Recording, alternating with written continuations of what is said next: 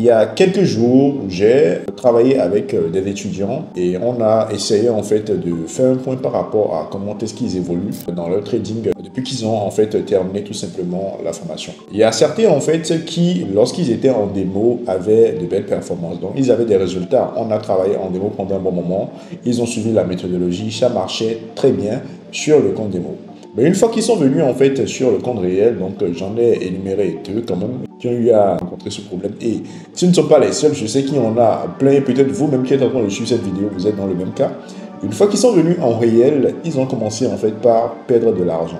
Ce n'est pas parce que la stratégie ne marche pas. C'est la même stratégie qu'ils ont appliquée en démo, c'est cette même stratégie qu'ils sont en train d'appliquer en réel et c'est cette même stratégie que moi-même j'utilise et je gagne de l'argent pratiquement toutes les semaines. En réalité, le problème, ça n'a rien à voir avec la stratégie qui est utilisée. Le véritable problème se trouve dans la tête. En réalité, ces amis en fait avec qui j'ai discuté ont un problème psychologique, ont un problème avec l'argent. On a tous ce problème avec l'argent au début quand on commence. On n'a pas envie de perdre en fait l'argent qu'on a déposé sur notre compte de trading. Lorsque nous déposons de l'argent sur le compte de trading et quand on commence par trader, on se dit en fait que cette somme que j'ai mis, je ne veux pas perdre, je veux pouvoir juste gagner plus en fait que cette somme. Or le problème, lorsqu'on se dit ça déjà dès le début, on oublie en fait qu'en trading, il est question de probabilité. Donc soit tu gagnes, soit tu perds. Donc quand tu prends une position sur ton compte de trading, ce n'est pas en fait une certitude que tu vas sortir gagnant sur cette position. Peut-être si tu prends en fait une dizaine de positions, tu vas finir gagnant à la fin. Mais quand tu prends une position, il y a deux possibilités. Soit tu gagnes de l'argent, soit tu perds. Bon. Ou bien soit tu seras à zéro après qu'il va. Mais bon, partons des deux possibilités. Soit tu gagnes, soit tu perds. Donc lorsque en fait on vient et qu'on commence en réel et on se dit qu'on ne veut pas perdre, c'est qu'on supprime cette possibilité en fait qu'on peut perdre de l'argent. On se dit en fait que nous on n'accepte pas de perdre de l'argent en fait sur ce compte de trading. Et en se disant qu'on n'accepte pas de perdre de l'argent sur ce compte de trading, on finit par perdre. Parce que, regardez, je suppose que tu as déposé peut-être 100 000 francs sur ton compte de trading. Tu as pris une position par exemple et la position en fait est toujours en cours, mais tu es en perte par exemple de 20 000 francs CFA dans tes 100 000. Donc direct, tu fais le calcul, tu dis, j'ai mis 100 000, je suis en perte de 20 000, il me reste 80 000, vaut mieux que je coupe la perte à 20 000 et je vais essayer de prendre une nouvelle position. Or, le problème est que quand tu as voulu prendre la position, tu as bien fait ton analyse, tu as défini en fait ta perte. Peut-être que quand tu voulais faire ton analyse, quand tu as fait ton plan et tout, tu voulais risquer peut-être 25 000 ou bien 30 000 sur cette position, tout simplement. Donc, tu voulais risquer 25 000, 30 000. Ne parlons pas de pourcentage, on a pris des exemples simples. Je vous vois déjà venir et vous allez commencer par dire des trucs en commentaire. On ne parle pas de pourcentage ici pour le moment, on parle juste en fait de chiffres au hasard. Donc, on suppose, tu as mis 100 000 francs, tu veux risquer 30 000 francs sur une position. Et tu veux risquer 30 000, la position en perte de 20 000. Tu avais déjà mis ton stop de telle manière que si tu perdais, que tu n'allais perdre que 30 000. Mais voilà que la position est en perte de 15 000, 20 000 et tu décides de fermer. Tu ne veux pas attendre que le prix aille chercher ton stop loss.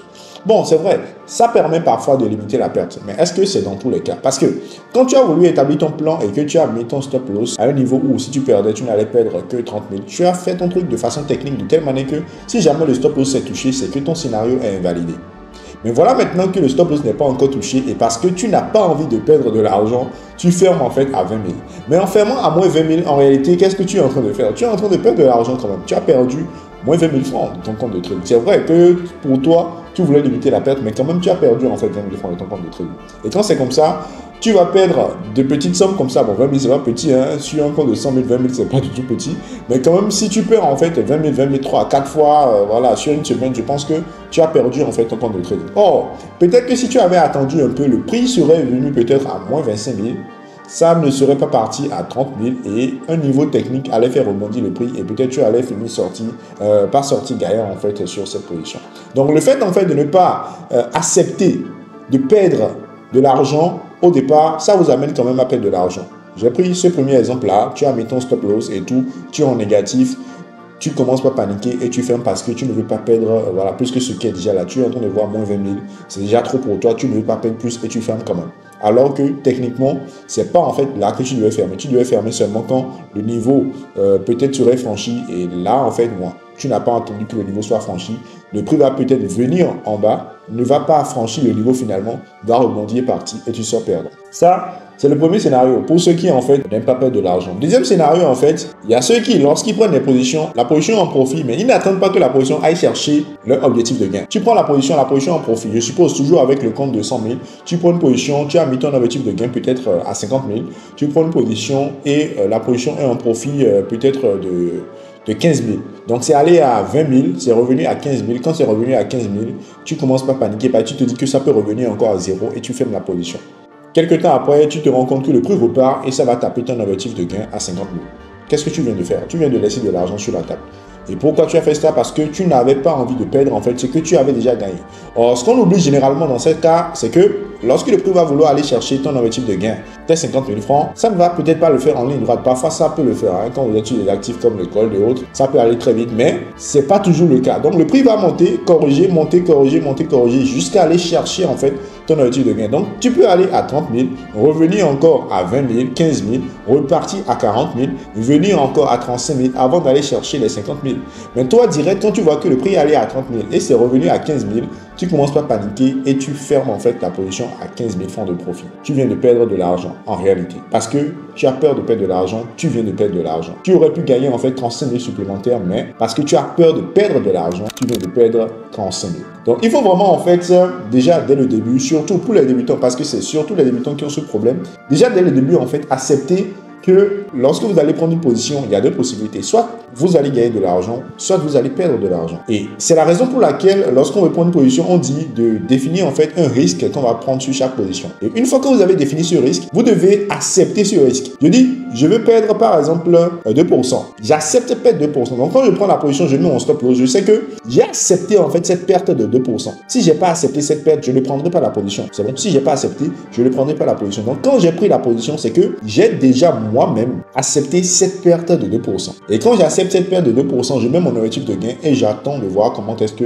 le prix va se comporter. En réalité, si vous ne voulez pas perdre de l'argent, ne venez pas faire du trading. C'est très simple. Allez déposer de l'argent à la banque et ou bien mettez ça sous votre lit quelque part et voilà, c'est bon. Là, vous n'allez jamais perdre. Ça veut dire que vous n'acceptez pas de perdre de l'argent. Votre argent, vous gagnez et vous stockez cela quelque part. Vous savez que vous n'allez pas perdre. Mais en réalité, là même, en fait, vous allez perdre parce que l'inflation va vous taper. Bon, ça c'est autre chose. Mais si vous ne voulez pas accepter en fait de perdre pour gagner, si vous ne voulez pas accepter que lorsqu'on prend une position, soit on gagne, soit on perd, s'il vous plaît, ne venez pas faire du trading. N'investissez même pas parce que peu importe le domaine dans lequel vous allez investir, il y a toujours ce risque de perte là.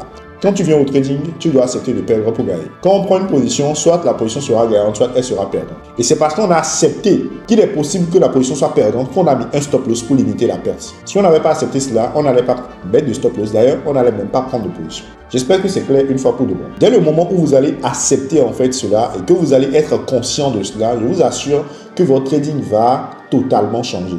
Aujourd'hui, moi, j'arrive à faire de très belles choses avec de petits comptes de trading et même avec des comptes de trading avec des sommes beaucoup plus importantes. Mais c'est parce que en fait, à un moment, j'ai accepté perdre de l'argent. Par exemple, ce matin, j'ai pris une position sur le Bitcoin. En voulant prendre la position, j'ai réfléchi, je me suis dit, ok, bon, je mets combien en fait sur cette position? Si je mets tel, en fait, je vais perdre tel. Si je perds, je perdrai tel. Ok, est-ce que c'est bon pour moi? Est-ce que c'est pas bon? Ok, c'est bon pour moi, je prends la position. J'ai pris la position et je me suis fait du profit sur cette position. C'est parce qu'au départ, j'ai fait mon calcul et je me suis dit, ok, j'accepte en fait de perdre cette somme si jamais en fait la position se retournait contre moi. Et une fois que c'est accepté, c'est fini. Tout le reste en fait, c'est juste en fait du jeu. Parce que tu as déjà accepté cette perte même avant de prendre la position. Quand tu gagnes, c'est du bon. Quand tu perds, ce n'est pas grave. Tu avais déjà accepté ça et tu avais déjà fait tes prévisions en fonction de ça. J'espère que c'est clair pour vous, surtout pour les débutants. Et j'espère vraiment que cette vidéo vous sera utile. Si vous n'avez pas bien écouté tout ce que j'ai dit dans la vidéo, réécoutez du début jusqu'à la fin. Vous allez vous retrouver dans ce que j'ai dit. Surtout pour ceux qui ne sont pas encore rentables. Vous allez vous rendre compte en fait que c'est des trucs en fait qui vous arrivent à des trucs banals voilà, sur les marchés. Je serai très heureux et sur lesquels vous devez travailler pour devenir rentable sur du long terme. Si vous n'êtes pas encore dans le groupe Telegram, je vous invite à rejoindre le groupe Telegram dans lequel je partage toutes les semaines du contenu éducatif de qualité par rapport à l'analyse fondamentale, à ce que je pense sur telle ou telle news économique ou bien même par rapport de vous avoir en fait voilà, dans ce groupe pour partager mon expérience avec vous, pour partager ma passion avec vous et également pour vous éduquer parce que c'est dans ce groupe qu'on fait des annonces par rapport à nos prochaines formations, à nos programmes de coaching. Merci encore une fois, n'oubliez pas de vous abonner, d'activer la cloche de notification et on se donne rendez-vous très vite dans une prochaine vidéo éducative. Merci.